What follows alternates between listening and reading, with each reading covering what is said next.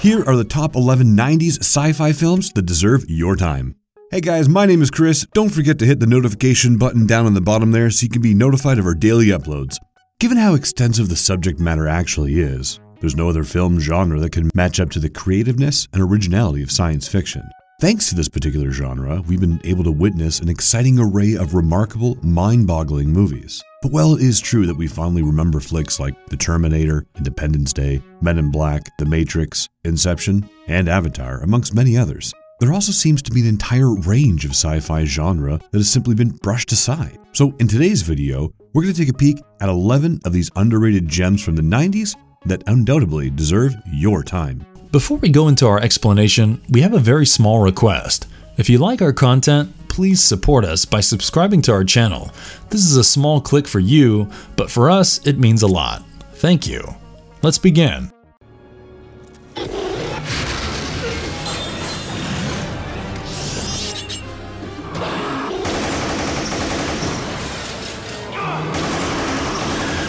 Wing Commander, 1999. So the year is 2654, and there's an intergalactic war raging between the Terran Confederation and the cat-like Kilrathian Empire. After ambushing a vital Terran base, the Kilrathian have taken over a Navcom unit, by means of which they'll be able to trace Earth. Since the Terran cavalry is scheduled to arrive 2 hours after the Kilrathians reach Earth, it's up to the starfighter carrier TCS Tigerclaw to distract the enemy forces and to avoid complete annihilation.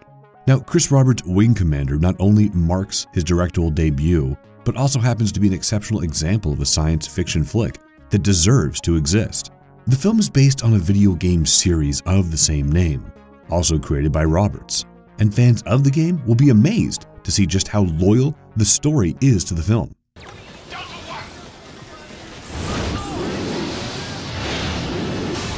Roberts diligently touches upon every tactical element memorable from the game, including the use of torpedoes and bombers to attack ships. The impressive visual effects are one of the key features of the movie, but there is some great acting and a commendable piece too. The environment is extremely well designed.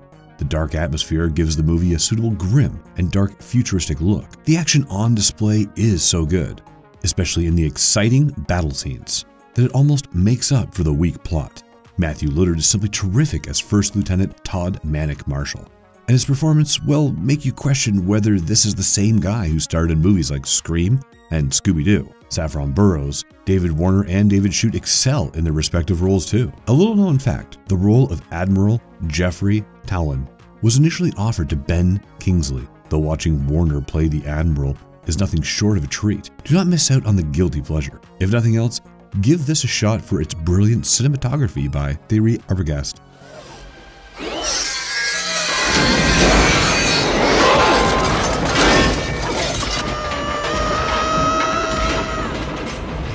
Virus, 1999. When a typhoon cripples the tugboat Sea Star, the crew takes refuge in the eye of the storm to restore the uninsured cargo. That is where they come across academic Vladislav Volkov, a high-tech Russian communications and research vessel, drifting.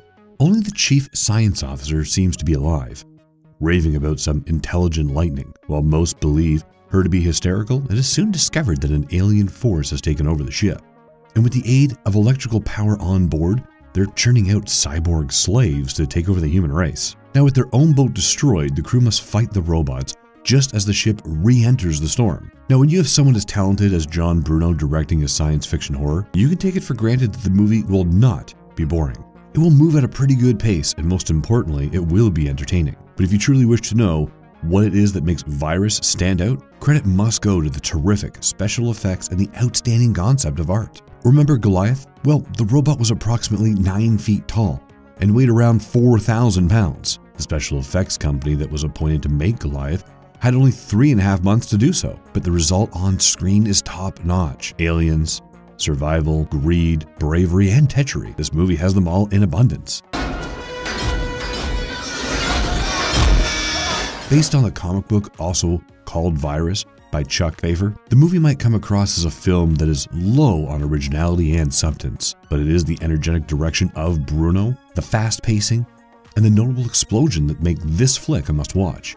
Even with quality actors, Jamie Lee Curtis, and Donald Sutherland grace us with their presence. Do watch out for David Egby's remarkable cinematography along with Joel McNeely's complimentary musical score. You are in for a great time, as long as you don't compare this flick with any other science fiction film. And if you fancy horror and robots, this may be the film for you.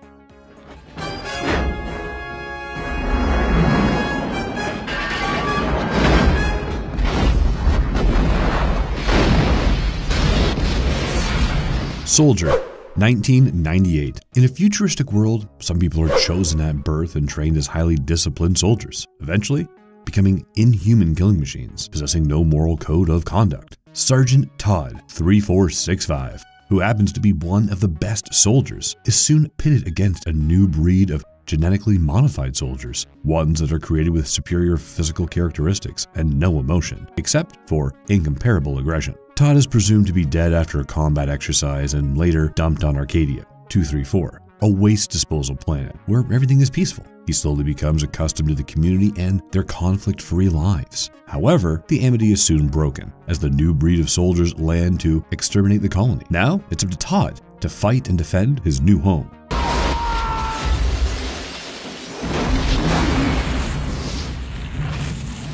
Paul W.S. Anderson's Soldier is a must-watch for a lot of reasons. This 1998 science fiction flick features Kurt Russell, who gives one of the best performances of his career. Though he has just a few lines in the movie, he speaks volumes with his eyes. When the action scenes begin, Russell's Todd literally kicks ass and does so in a brilliant manner. His role validates the fact that he is indeed one of the most undervalued actors of the time. The art direction is extremely well executed. Special shout out to the sets, costumes, props, and the effort put into each. The latter is what makes this movie worth its 99 minutes. Remember the scene with the snakes?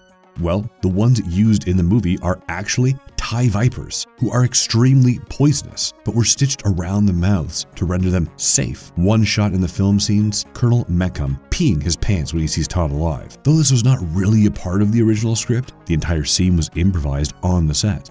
The urine that is shown dripping out of Meekham's pants is actually pineapple juice. You will also be surprised to learn of the long list of actors offered the lead role, including popular names like Sylvester Stallone and Keanu Reeves. This is a science fiction flick at its finest, showing off amazing cinematography by David Tattersall and musical score by Joel McNeely. Do not hesitate to view this thought-provoking sci-fi opus if you haven't already. You will thank us later. There's programming, they can't wreck the truck. John, it's going Swiss Army knife! Oh shit, hey man! Space Truckers, 1996. The plot revolves around John Cannon, who happens to be one of the last independent space transport entrepreneurs. Rough times have forced him to carry suspicious cargo to Earth. No questions asked. But during the flight, the cargo turns out to be a horde of unrelenting and deadly biomechanical warriors. Director Stuart Gordon's productivity in the 90s was pretty much unparalleled. So with this American, British, Irish comic science fiction flick, he went full-on absurd. The flick ridiculously manages to get funnier with every watch. So, let's take our clothes off. Be more comfortable. Huh? Right? Yep. Space Truckers can be a tad unrefined for the artsy crowd, a bit clever for the ordinary ones, and a little mindless for people who have hopes of watching a real sci-fi. But all of this does not stop this film from being hysterically funny.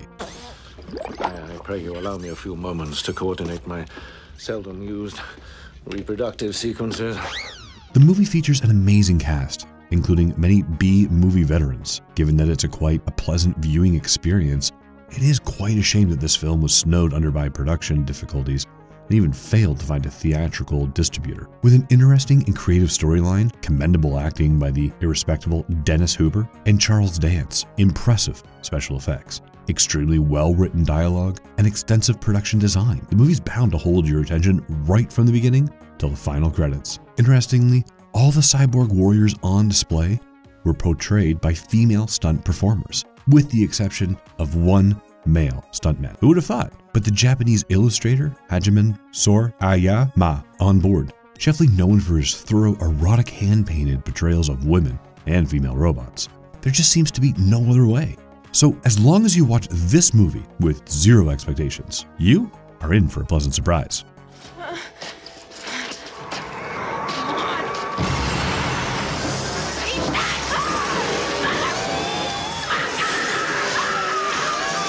Hardware, 1990.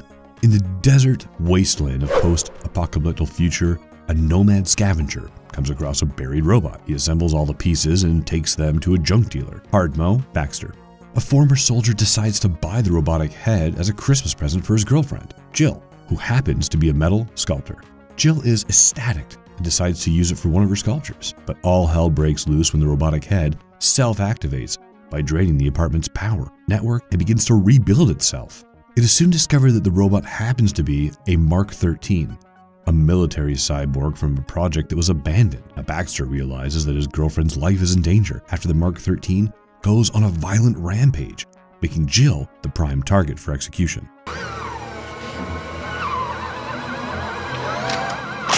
This apocalyptic science fiction flick marks Richard Stanley's feature film directing debut and boasts cameos and celebrated musicians like Lemmy, Iggy Pop, and Carl McCoy. Do you remember the nomad who discovers the buried robot? That's the character played by McCoy, in case you were wondering. Hardware, inclusively one of the best low-budget science fiction movies that we'll ever come across. The narrative chosen is pure dystopia, something that complements with the robot gone wild theme. The pacing of the movie is commendable. You will love the slow build-up,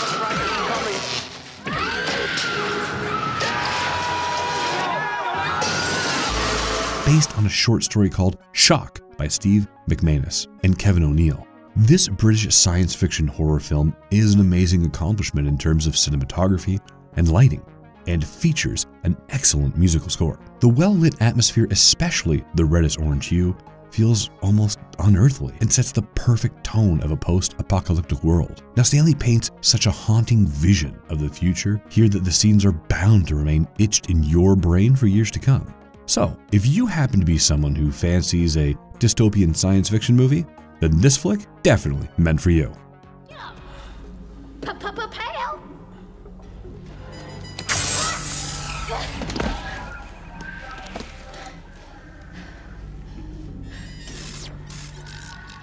Tank Girl, 1995. Rebecca Buck is a tank girl, residing alone with her group of rebellious friends in the wasteland in a territory controlled by megacorporation Water and Power, joining voices with Jet Girl and a team of super soldiers called the Rippers, created from the DNA of humans and kangaroos. Rebecca decides to put an end to the tyranny of the megacorporation, which dominates the remaining drinkable water supply of the planet. Now, based on the British post-apocalyptic comic series of the same name, this American science fiction film directed by Rachel Talalay effortlessly captivates a 90s grunge spirit. Now, special mention should go to Laurie Petty, Naomi Watts, and Malcolm McDowell for their excellent turns as the respective characters.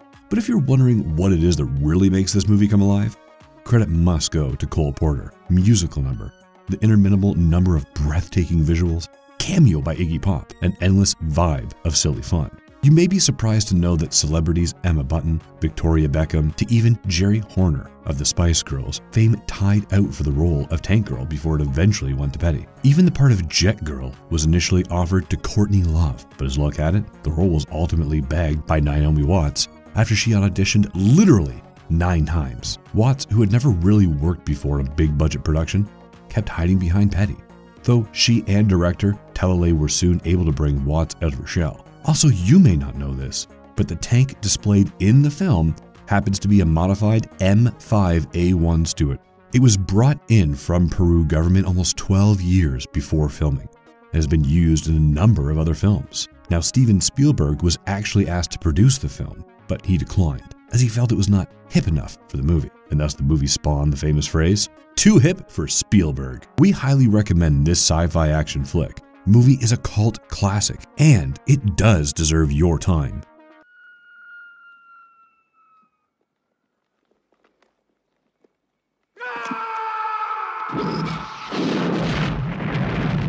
No Escape, 1994. The year is 2022.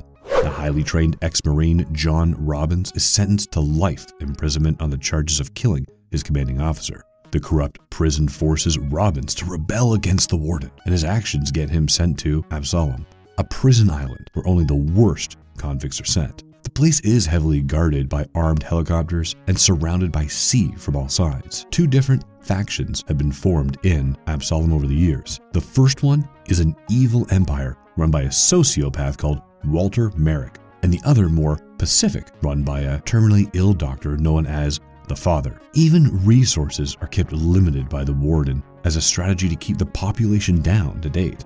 No one has ever left the prison alive. Now, Martin Campbell might be known for a lot of movies, but before he made his hits like GoldenEye, The Mask of Zorro, Casino Royale, Edge of Darkness, and Green Lantern, the talented filmmaker also delivered this American action sci-fi flick in 1994. You'll be quite surprised to see how interesting the plot is, given that the movie moves at a pretty fast pace and maintains an impressive stride for the full 118 minutes runtime. The film boasts actors like Ray Liotta and Stuart Wilson, with each contributing sharp performances. The latter, as the villain, is a man with an epic sense of humor. Now, the comic relief provided works heavily in the movie's favor, now loosely based on the 1987 novel The Penal Colony by Richard Hurley. This film is solely about the lengths of a man must be prepared to go in order to survive.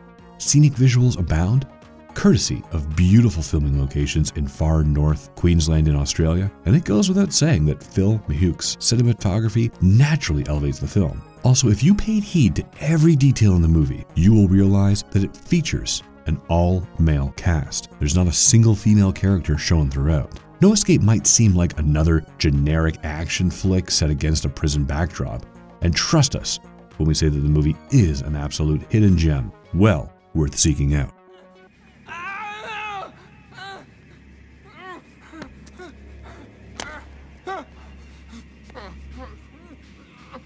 Fire in the Sky, 1993. The film reconstructs the bizarre events that occurred on the 5th of November in 1975. In the town of Snowflake in Arizona, Travis Walton works as a logger in the White Mountains. Now, on his way back home with his colleagues, he encounters an unidentified flying object. Inquisitive to learn more, Walton gets out of his truck only to be struck by an intense beam of light projected by the object. He is literally thrown backwards, and it seems like he's been pushed by an unforeseen force. Though his colleagues look for him, Walton is nowhere to be found. His co-workers are eventually charged with his murder despite of having no apparent motive or knowledge of Walton's whereabouts. After a period of 5 days, a visible, traumatized Walton reappears, though he is initially not able to remember where he was. But soon the memories of the extraterrestrial abduction start coming back to him. This American semi-autobiographical scene fiction mystery film, directed by Robert Lieberman, is actually based on Travis Walton's book, The Walton Experience, which mainly covers his purported abduction.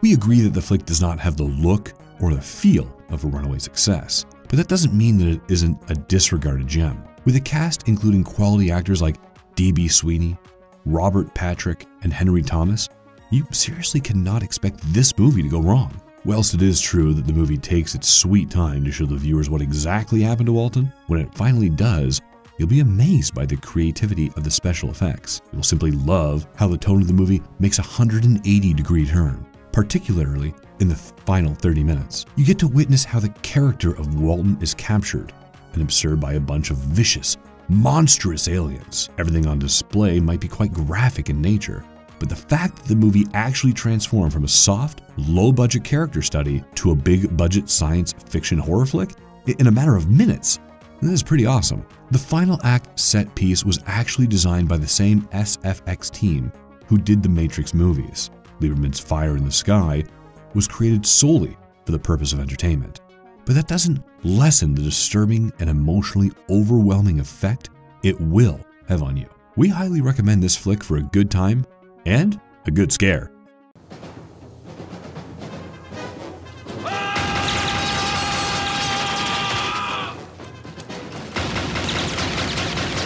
Fortress, 1992. In a futuristic USA, it is against the law to have more than one child. One can apparently escape to Mexico to avoid the strict authorities in USA, something that ex-Army officer John Henry Burnick and his pregnant wife Karen aim to do. However, when the couple thinks that they have successfully made it, they are caught, sentenced to a private, modern, maximum security prison called the Fortress for a period of 31 years. Here, the inmates are controlled by technology including lasers, mind scanners, and intestinators, the latter being a device capable of inducing a severe amount of pain or even death. Against all odds, John plans to escape with his wife before she delivers. Nothing could stop Stuart Gordon's fortress from becoming a financial hit.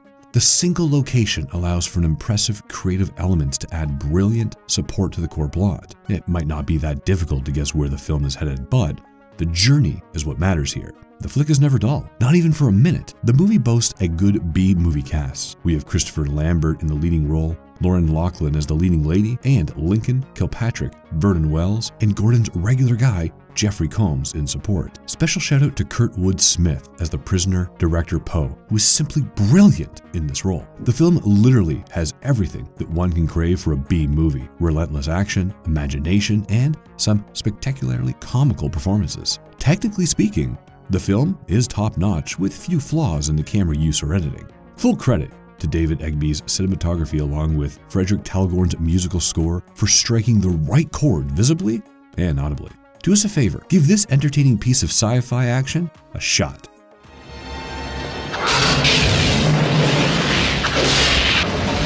Why'd you have to come here, Stone? Things were going just fine till you showed up. Moon 44, 1990. In the year 2038, the natural resources of Earth have almost drained out. Now, huge multinational companies are at war against each other to have access to the mineral deposits on various mining planets. One after the other, the corporate-owned moons and their mining shuttles fall prey in an aggressive takeover by an enemy corporation. As a last resort, prisoners are sent to defend the mining station. Amongst them is undercover agent Felix Stone, sent to investigate the disappearance of the shuttles and to protect the mining station. One of the primary reasons Roland Emmerich Moon 44 deserves to be remembered is because of the flick's breathtaking visuals, which paint a conveying portrait of a real outer space mining colony. This isn't the only impressive facet in the film. There's great drama, an interesting mix of characters. Michael Paré is spectacular, but also noteworthy are Dean Devlin, Malcolm McDowell, who also make this movie enjoyable and exciting. While this 1990 German sci-fi action flick does have a lot of strong language, a few disturbing scenes, and a little bit of violence that may be off-putting, the special effects and brilliant set design are more than make up for it. Carl Walter Lindenlab's fantastic cinematography deserves a mention here, and you also cannot disregard the orchestral symphonic score by Joel Goldsmith. It's a good science fiction flick that certainly deserves to be watched.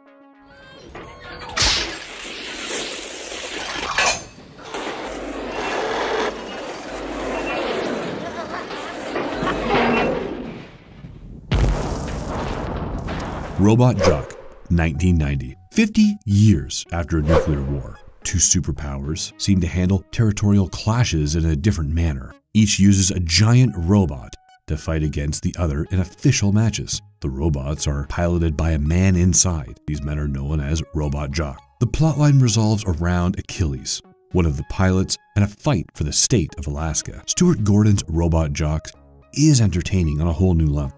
The fact that this post-apocalyptic science fiction flick does not try to be anything other than what it is, which makes it a pleasurable watching experience. The plot is original. The musical score by Frederick Talgorn is pretty impressive, and the robot fights just cannot be missed. Credit goes to screenwriter Joe Haldeman and Gordon, of course, for coming up with a movie that actually makes you think. A highly commendable sci-fi flick for this period.